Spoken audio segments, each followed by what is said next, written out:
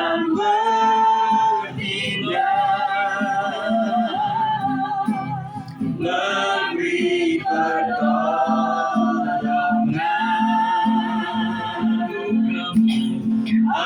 Anugerah-Mu besar, berlimpah daya. Sekali lagi kita menaikkan pujian ini dari atas. Engkau ada bersamaku Tuhan. Engkau ada bersamaku di setiap musim hidupku. Tak pernah biarkan ku sendiri. Kekuatan di jiwaku Tuhan, kekuatan di jiwaku agar bersamamu.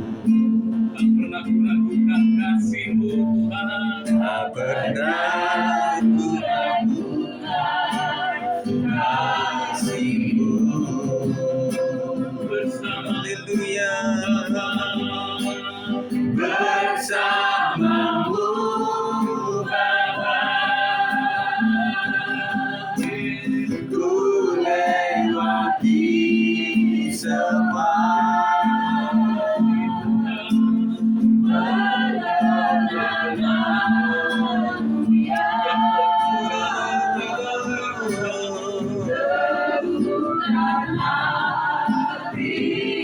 Kasih Tuhan, Engkau yang bertindak,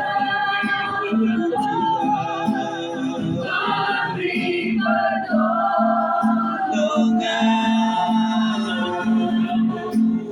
Anugerah-Mu besar, berlimpah kasih.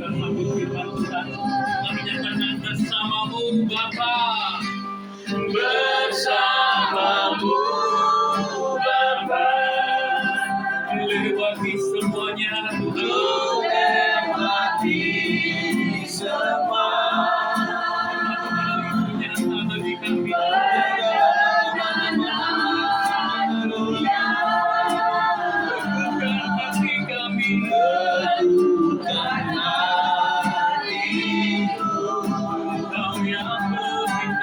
Engkau yang bertindak,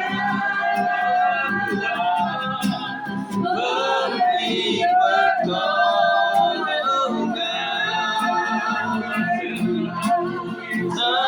Anugerah-Mu besar, berlimpah kasih. Bersama-Mu Bapa, saya kembalikan kepada Bapak Gembala. Bersama-Mu Bapa, ku lewati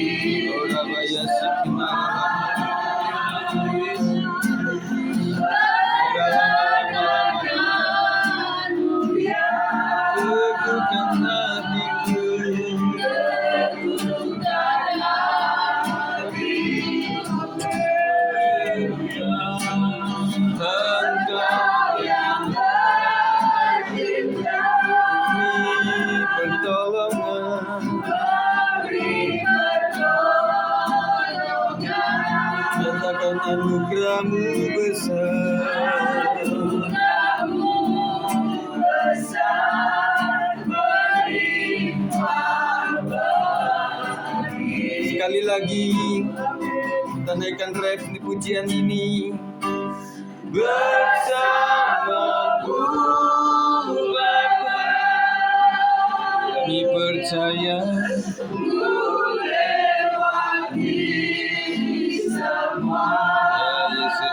Tuhan mengalir atas kami.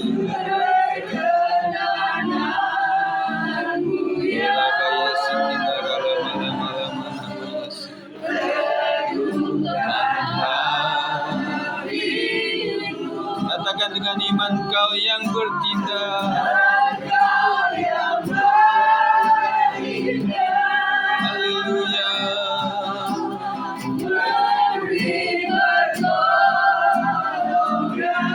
Tolongan hanya ada dari Kau Tuhan.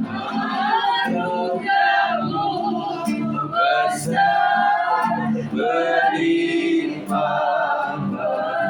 Katakan dengan iman, anugerah-Mu besar. Anugerah-Mu besar. Sekali lagi, anugerah-Mu besar. Nanti Ibu Nina akan membawa kita dalam doa untuk firman Tuhan. Anugerah-Mu besar, berlimpah bagiku. Tepuk tangan bagi Tuhan kita. Haleluya.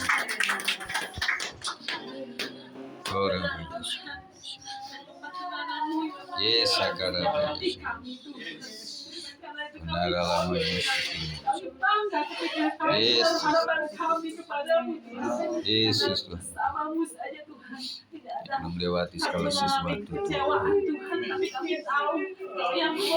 Haleluya. Ya Yesus Tuhan. Yesus Tuhan.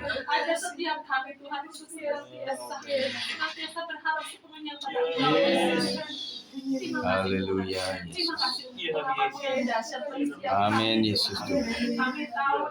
Bukakan pengertian kepada kami Tuhan. Mengerti segala kehendak. Yesus. Ya Yesus. Kami mendengar suara-Mu Tuhan. Biar Bapa, firman-Mu ini boleh menguatkan setiap Amin Yesus Tuhan. Roh Kudus saja yang berbicara. Ya Yesus membawa setiap kami. Amin.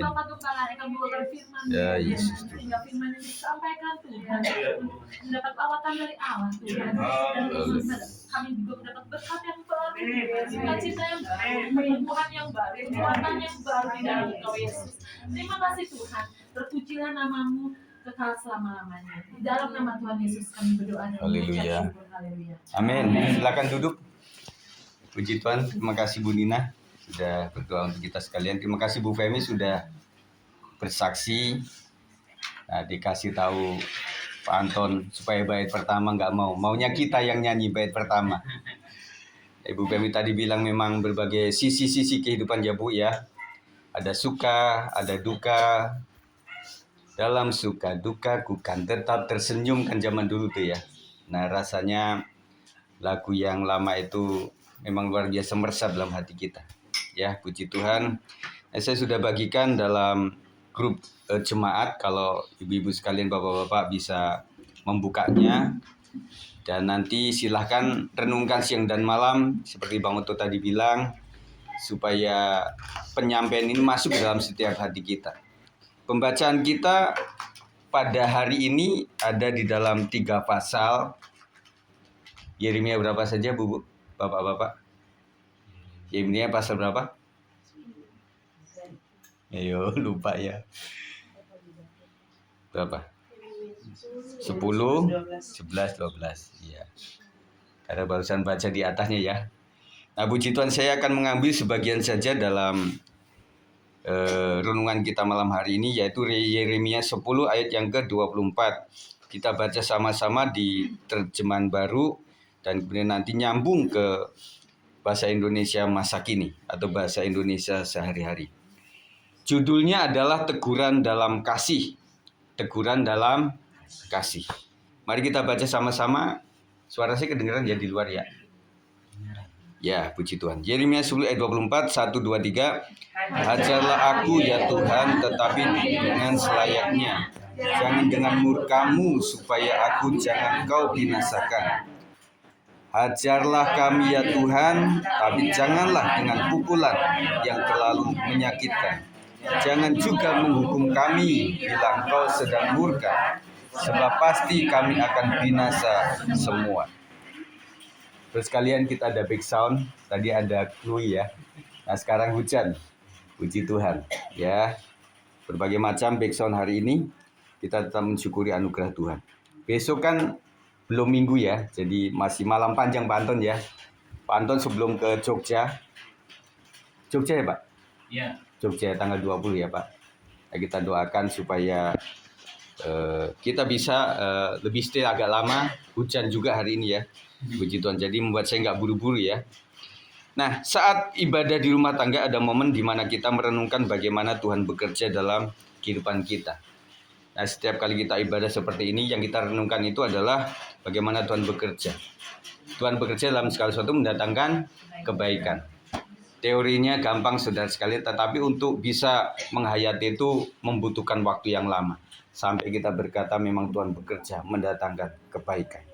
Yeremia 10 ayat 24, Nabi Yeremia berseru kepada Tuhan agar mendidik dia namun dengan adil atau selayaknya dan bukan dengan murka. Ini menunjukkan bahwa bahkan orang yang setia kepada Tuhan pun membutuhkan didikan dan teguran dari Allah untuk membentuk hidup mereka sesuai dengan kehendak-Nya. Jadi yang paling kita cari, kejar adalah perkenanan di mata Tuhan. Amin. Jadi kita sampai berdarah-darah saudara, kita berjuang hanya untuk bagaimana setiap hidup kita berkenan di mata Tuhan. Apa yang kita pelajari dari ayat tersebut saudara sekalian? Yang pertama, kesadaran akan teguran Tuhan. Yeremia sebagai nabi yang setia mengerti bahwa kehidupan rohani yang benar membutuhkan didikan Tuhan. Kehidupan rohani yang benar membutuhkan didikan Tuhan. Dia tidak hanya menyampaikan pesan kepada Allah kepada bangsa Israel, tetapi juga meminta agar dirinya dibentuk dan diajar oleh Tuhan. Kita sebagai keluarga dan pribadi juga harus memiliki kerendahan hati untuk menyadari bahwa kita perlu teguran dan didikan dari Tuhan. Siapa yang merasa masih membutuhkan didikan dan teguran daripada Tuhan? Saya angkat tangan bahwa saya membutuhkan ditegur oleh Tuhan. Saya membutuhkan dididik oleh Tuhan. Sampai kita itu dibentuk sebagai tanah liat yang kepada penjunan kita hanya monggo kerso saja. Silakan Tuhan bentuk saya sampai segepeng apa, seremuk apa, kita mesti dihancurkan oleh Tuhan. Ya silakan saja. Kadang Tuhan itu pengen membentuk kita menjadi vas bunga yang baik. Tetapi kita dibentuk seperti itu, kita berontak terus, akhirnya bisa saja tanah liat diambil lagi, kemudian dibanting sama Tuhan, dan kemudian dimurnikan lagi, dibentuk serupa dengan Tuhan saja. Dalam kehidupan rumah tangga seringkali teguran Tuhan tidaklah untuk menghancurkan, melainkan untuk mengoreksi jalan hidup kita yang mungkin mulai menyimpang. Haleluya. Masih beneran Pak? Kurang ya? Mesti agak ke sini kali. Agak ke sini. Anton aja nggak kedengeran ya. Mungkin saya mesti di situ kali ya. Tapi nanti ya boleh ya. Sorry ya. Ini kan juga umat Tuhan yang di sini. Nah, saya lanjutkan apa yang kita pelajari dari ayat ini. Yang pertama, kesadaran akan teguran Tuhan. Yeremia sebagai nabi yang setia mengerti bahwa kehidupan rohani yang benar membutuhkan didikan Tuhan. Ia tidak hanya menyampaikan pesan Allah kepada bangsa Israel, tetapi juga meminta agar dirinya dibentuk dan diajar oleh Tuhan.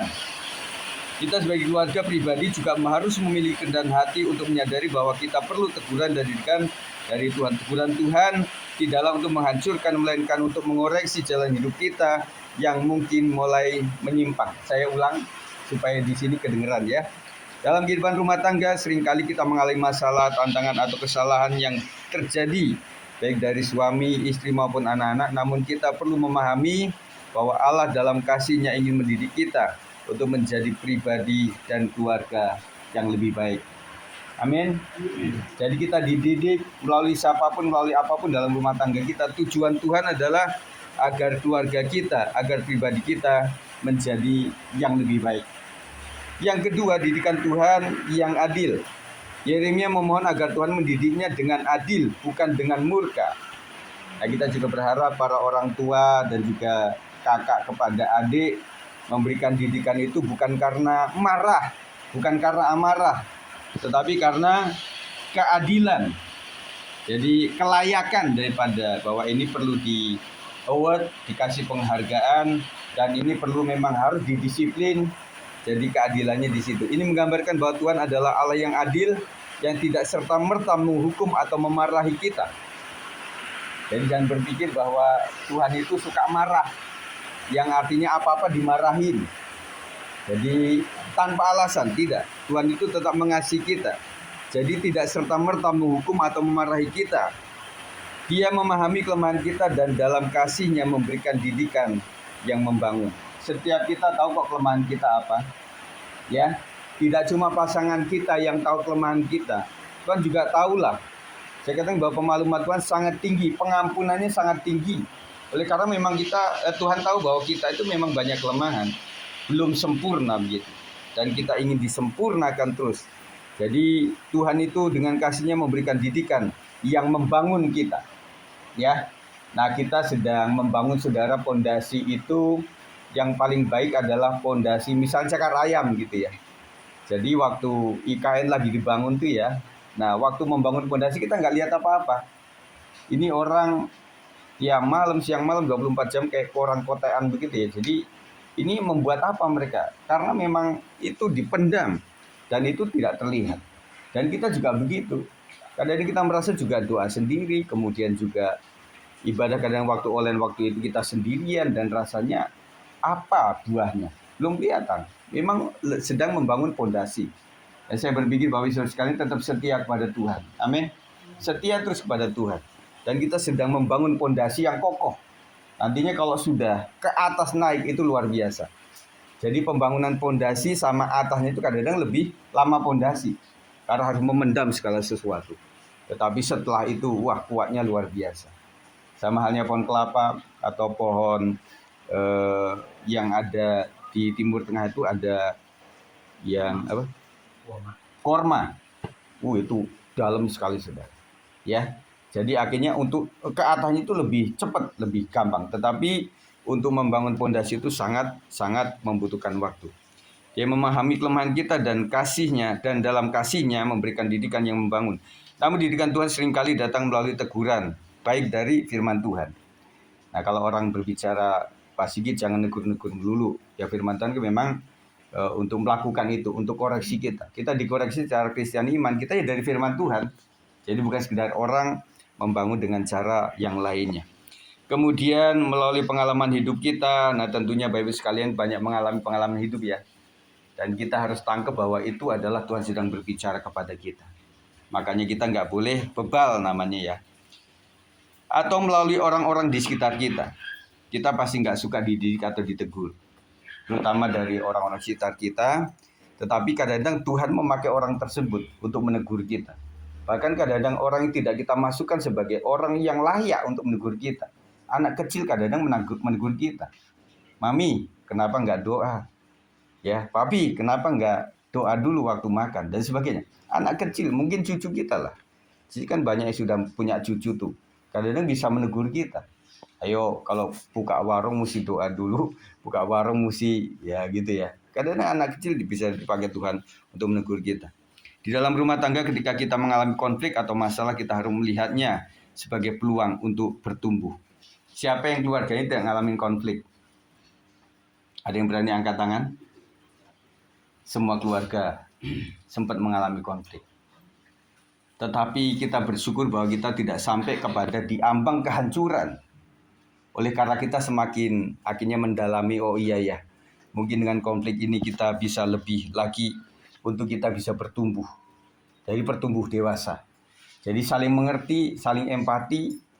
Dan saya senang teman-teman kita yang ada di sini sangat peduli dengan orang lain, peduli dengan orang-orang yang menderita. Dan itu karena sudah dewasa bertumbuh di dalam Tuhan.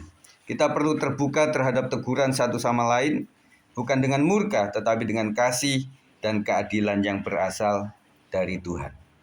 Jadi kalau asalnya dari Tuhan itu, kelemah lembutan selalu ada. Jadi Tuhan tuh sangat marah loh. Yesus itu bisa marah luar biasa waktu di bait Allah. Tetapi yang namanya suasana atau atmosfer kelemah lembutan itu selalu ada di Yesus. Ada suatu saat orang dikasih penglihatan tentang figur Yesus.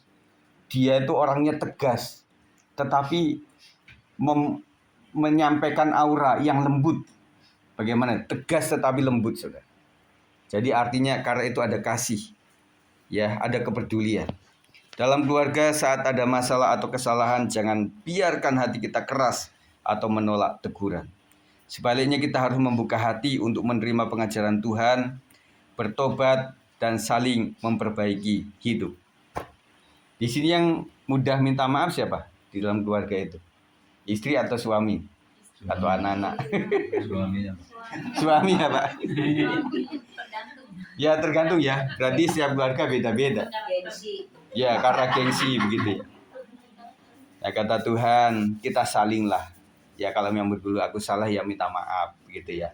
Ya kalau kamu salah ya kamu segera minta maaf ya begitu ya. Tetapi itu membutuhkan luar biasa. Kadang-kadang mesti menghadirkan saksi. Ya supaya ini loh oh gitu ya. Kata saksi itu, makanya kamu tunduk, makanya kamu mengasihi, kamu menghormati, baru tunduk. Jadi nggak mesti begitu, tetapi kita sendiri menyadari bahwa memang kita harus saling menghargai, bertobat, dan juga saling memperbaiki hidup. Dengan demikian keluarga kita akan semakin kuat dalam kasih dan kebenaran Tuhan. Aplikasi dalam kehidupan rumah tangga. Yang pertama, keterbukaan terhadap teguran. Sebagai suami, istri, atau anak-anak, kita perlu terbuka terhadap teguran Tuhan. Baik melalui firman-Nya maupun melalui anggota keluarga kita sendiri. Saya percaya keluarga dalam Tuhan yang setiap harinya berdoa kepada Tuhan. Pasti Tuhan kadang titip pesan kepadanya tuh. Sampaikanlah kepada suamimu, sampaikanlah kepada istrimu, sampaikanlah kepada anak-anakmu, sampaikanlah kepada cucumu. Tuhan titip pesan kepada setiap kita. Dan kemudian teguran tersebut harus diterima dengan hati yang rendah, tanpa marah atau dendam. Karena itu adalah cara Tuhan mendidik kita. Karena tidak mudah kita mencapai sampai level ini, makanya kita harus mengerti adalah apakah ini teguran dari Tuhan atau tidak. Atau sekedar tidak suka, beda loh. Teguran yang orang nggak suka sama yang memang Tuhan pesankan untuk disampaikan itu beda, rasanya beda di sini. Yang kedua, didikan dengan kasih. Ketika kita menegur satu sama lain dalam keluarga, lakukanlah dengan kasih, bukan dengan kemarahan. Teguran yang dilakukan dengan kasih akan membawa perubahan, bukan kehancuran. Nah, saudara, kalau saudara ditegur, dididik yang dengan hati sama tidak dengan hati, hanya amarah saja, nanti pasca itu akan berbeda. Betul? Orang yang betul-betul ditegur dengan lemah lembut, sekarang kan bukan masalah materi tegurannya, tetapi cara menegur. Kita dididik oleh Tuhan 4 mata. Kalau tidak nanti panggil saksi untuk datang. Nah kalau kita itu kadang-kadang menegur ya sembarangan aja dimanapun, situasi apapun juga. Yang itu yang kita nggak terima. Saya pun juga nggak terima sudah. Dan maafkan saya sebagai gembala kalau kadang-kadang saya menegur itu yang sepertinya, aduh Pak Gembala ini nggak lihat-lihat situasi ya. Ya maafkan saya lah. Kita saling memaafkan ya. Nah kita teguran itu kalau memang datang dari Tuhan rasanya sejahtera. Ya aku memang salah di sini dan aku ingin bertobat. Ajaklah anggota keluarga untuk bersama-sama bertumbuh dalam kasih Tuhan. Jadi bersyukur dimanapun kita berada, saudara sekalian kita tetap mencintai Tuhan dan kita bertumbuh di dalam kasih Tuhan. Yang ketiga, mencari kehendak Tuhan dalam setiap situasi. Ketika ada masalah dalam keluarga, mari kita belajar untuk mencari kehendak Tuhan. Jadi setiap masalah itu yang kita cari adalah selain solusinya, apakah ada kehendak Tuhan di balik semuanya? Di balik sakit kita, di balik kesusahan kita, di balik kebangkrutan kita, di balik hati yang pahit, di balik situasi yang tidak baik ini, apakah ada sesuatu yang harus kita koreksi di dalamnya? Dan kita harus mencari kehendak Tuhan. Ketika ada masalah, kita cari kehendak Tuhan. Jangan langsung melihat situasi sebagai hukuman, tetapi sebagai kesempatan untuk belajar dan bertumbuh dalam iman dan kehidupan keluarga. Saya melihat ada beberapa orang yang memang mengalami hal tersebut, dan kita tidak boleh saling menghakimi satu sama lain saja ya. Tidak boleh saling menghakimi. Tentunya ada maksud Tuhan di balik semuanya. Dan kita hanya mencari kehendak Tuhan. Mencari kehendak Tuhan. Apa maunya Tuhan dengan ini semuanya? Tuhan itu Bapa yang baik. Tidak mungkin kasih anaknya ular. Tidak mungkin kasih kalajengking dan sebagainya. Pasti Tuhan mengasihi setiap. umatnya yang percaya kepadanya. Sebagai penutup, Yeremia mengajarkan kita bahwa didikan Tuhan adalah bentuk kasih-Nya. Didikan Tuhan adalah bentuk kasih. Kalau saudara, bentuk kasih saudara apa? Enggak cuma, pengen beli apa mie gacor, yuk kita kasih. Mau beli donat, kita kasih. Tetapi kadang-kadang kita harus tegur mereka. Kita jiwit mereka, kita cubit mereka. Kita hajar mereka. Dan tidak cuma kita mengasihi dengan, ini handphone silahkan pakai. Tetapi kadang-kadang kita batasin. Ya, karena suka ada video itu ya. Bagaimana mengunlock aplikasi-aplikasi itu ya. Kalau boleh melakukan itu silahkan saja. Demi daripada hari ini kita senang-senang dan akhirnya kita menangis, mending hari ini kita menangis untuk anak kita. Dan membuat hari tua kita akan tersenyum melihat anak-anak kita. Amin. Dalam rumah tangga mari kita terbuka terhadap didikan Tuhan baik melalui tegurannya langsung maupun melalui interaksi dengan sesama anggota. Dengan demikian hidup kita dan rumah tangga kita akan semakin didekatkan kepada Tuhan dan dipenuhi damai sejahtera-Nya. Mari saudara sekalian kita akan berdoa bersama-sama sebelum saya mendoakan Bapak Ibu saudara sekalian. Kita baca saja 1, 2, 3. Ya Tuhan, kami bersyukur untuk firman-Mu yang mengingatkan kami bahwa teguran dan didikan-Mu adalah bentuk kasih-Mu. Ajarlah kami sebagai keluarga untuk saling menegur dan mendidik dalam kasih dan keadilan. Biarlah firman-Mu membentuk hidup kami sehingga kami terus berjalan dalam kebenaran. Kami serahkan seluruh kehidupan rumah tangga kami dalam tangan-Mu. Dalam nama Tuhan Yesus kami berdoa. Mari kita tutup mata, angkat tangan saudara. Terima kasih ya Tuhan, kami sudah mendengarkan bagaimana firman Tuhan disampaikan. Dan biarlah kami terbuka dengan teguran, dengan didikan Tuhan. Tentunya teguran dan didikan membuat kami lurus yang tadinya bengkok. Membuat kami tahu jalan keluar yang terbaik Tuhan. Biarlah hati kami yang mulai bengkok-bengkok diluruskan, diarahkan oleh Tuhan sendiri. Melalui firman Tuhan yang kami dengar, melalui sahabat-sahabat kami yang suka mengingatkan kami, melalui suami, istri, dan juga anak-anak kami. Orang lain, sahabat kami yang kadang-kadang memperingatkan kami Tuhan tanpa sadar bahwa mereka dipakai Tuhan untuk meluruskan jalan kami. Kiranya berkat Tuhan atas kami sekalian, berkat di dalam nama Tuhan Yesus Kristus. Kita yang percaya katakan amin. Puji Tuhan. Demikian firman Tuhan.